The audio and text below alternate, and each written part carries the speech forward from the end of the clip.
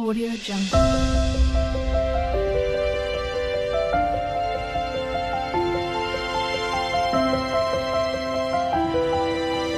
Audio Jungle.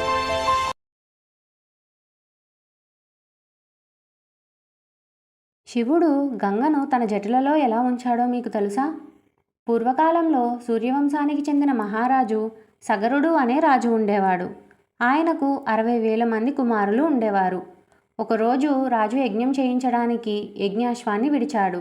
ఆ గుర్రాన్ని ఎవరో దొంగిలించారు. సగరుడి కుమారులు దాన్ని వెతకడం ప్రారంభించారు.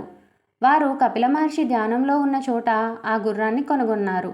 వారు అనుచితంగా ఆయనను నిందించడంతో మహర్షి ధ్యానం భంగమై కోపంతో వారందరినీ బూడిద చేసేశాడు. ఈ సంఘటన తరువాత సగరుని వారసుడు భగీరథుడు పితృదేవతలకి మోక్షం కలిగించాలనే సంకల్పంతో గంగను భూమిపైకి తేవాలని నిశ్చయించాడు. గంగాదేవి అప్పటి వరకు స్వర్గలోకంలో మాత్రమే ప్రవహిస్తూ ఉండేది. భగీరథుడు గంగాదేవిని భూమికి తీసుకురావాలని ఏళ్ల తరబడి ఘన తపస్సు చేశాడు. గంగాదేవి ప్రత్యక్షమై ఇలా అంటుంది: నన్ను భూమిపైకి వదిలేస్తే నా పరవళ్ళు భూమిని చిన్నాభిన్నం చేస్తాయి. నా ప్రవాహాన్ని ఎవరూ తట్టుకోలేరు అని అంటుంది. అప్పుడు భగీరథుడు పార్వతీపతి శివుణ్ణి ప్రార్థించాడు. శివుడు కరుణించి, నేను నీ కోరికను తీర్చుతాను. గంగ నన్ను తాకిన తర్వాత భూమిపైకి సాఫీగా ప్రవహిస్తుంది అని అంటాడు.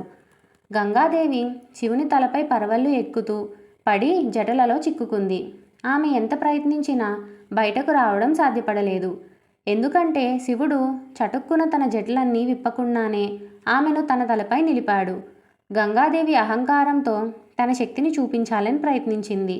కానీ శివుడు తన జటలను ముడివేసి ఆమెను ఆ జటల మధ్యలో తిప్పుతూ 3 ఏళ్లు ఆమెను జటలలోనే ఉంచాడు. చివరికి భగీరథుడు మరలా శివుణ్ణి ప్రార్థించాడు. శివుడు కరుణించి తన జటల్ని కొంత విప్పి ఒక ప్రవాహంగా గంగను విడుదల చేశాడు. అదే భగీరథ గంగా ప్రవాహం అని ప్రసిద్ధి.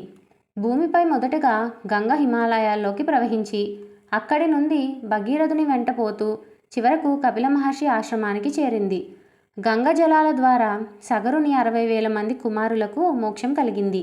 అందుకే భగీరథుని తపస్సుతో గంగా భూమికి వచ్చిందని పురాణాలు చెబుతున్నాయి. ఈ గంగా ప్రవాహం ఒక భక్తుని అచంచలమైన సంకల్పానికి, శివుని కరుణకు మరియు దేవతల సహకారానికి నిదర్శనంగా నిలుస్తుంది.